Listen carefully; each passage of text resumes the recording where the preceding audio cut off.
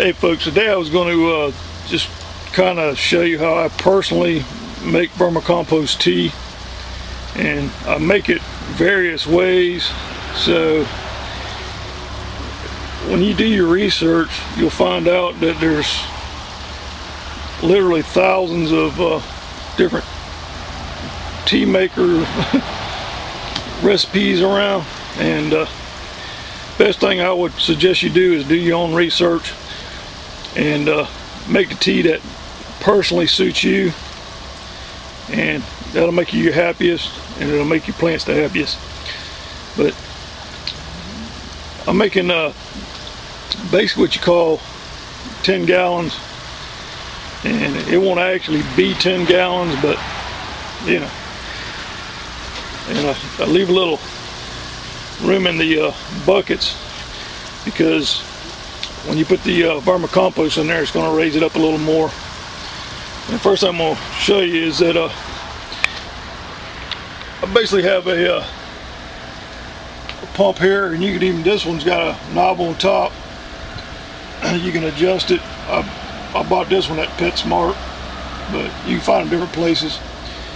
But if you're going to make this stuff, it's best to go ahead and get you some good air going to it.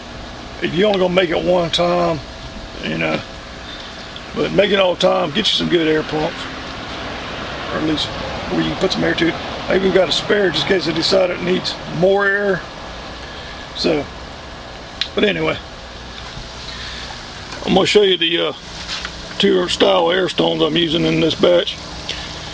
This is the one that during part of the process I'll put it in the paint strainer bag with the vermicompost in it. In the bag, I'll leave in here 4 hours during the process, and then this tea, usually I let it sit 24 hours, but this is going to be actually a quicker batch, but it's best to let it sit 24 hours. This one I'm only going to do for 12. And this one that just stays on the bottom all the time, and it's a flat one, and like I say, I got some pretty good air in here. So, and then some of the other stuff I use, this is, of course, is your paint strainer bags I use, and they're the 1 gallon.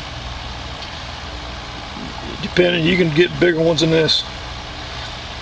You can get them like 5 gallon or whatever. But, and then I got a couple pieces of speaker wire to tie the bag. And when I tie this bag, when I drop it down in here, I'll use a speaker wire and tie it here so the bag stays up toward the top. Keep it up off the bottom. And of course you got your unsulfured molasses.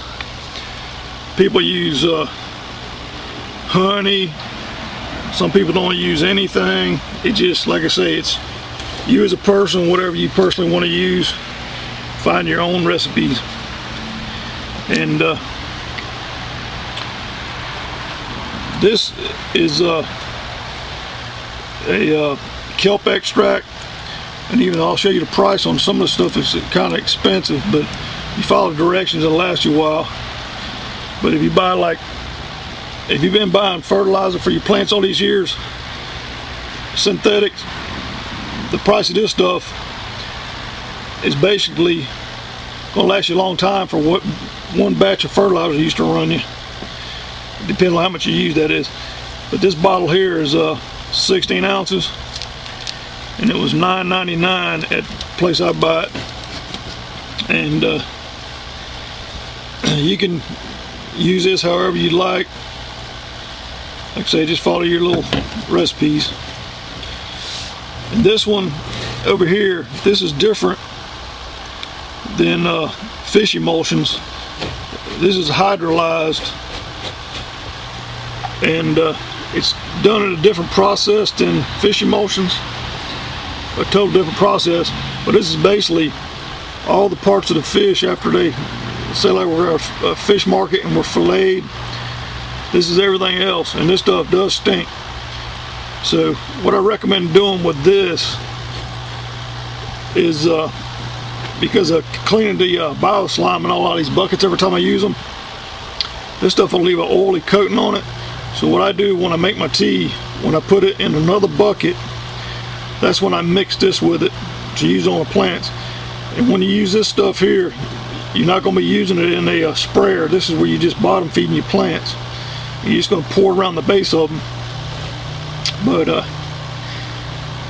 that's pretty much it for now. But right now, this is well water, and depending on your water source, rainwater, whatever, just depends. That chlorine and all in the city water, you're gonna have to figure that one out. But this is well water. I'm gonna just let this aerate for an hour, and then I'll put the vermicompost in there. Alright, next step of what I do is I take this air stone and I'm gonna stick it down in this bag. You can actually, when you're doing this, you can put this in first and then pour your vermicompost in there, but I don't have an exact measurement on how much I use of vermicompost, but I fill the bag up, you know, decent ways, and you still got room to tie it off. So that's pretty much it. And I'll put this down in the bag, and then I'll tie this off with speaker wire. Once I wrap this around, I'll tie the speaker wire around this, and then I'll hang this into the bucket, and then I'll tie it off to this handle here. Okay, it's got this little simple knot to the handle, tied off to the bag with the air stone in it, and like I say, it's up off the bottom. And then what I do is I just take my molasses, and I try to pour a tablespoon in there. You know, 1 or 2 tablespoons is fine.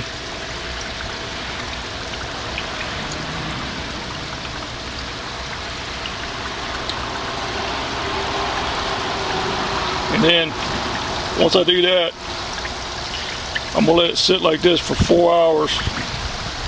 Then after 4 hours, I'll take that bag out. This is just another simple shot of the bag tied off. That's pretty much it. And then you just lower it on down in there and tie it off to the handle. And then usually right after you put it in there, it'll start getting pretty dark. If you look at this one's already darkened up. This will do the same thing.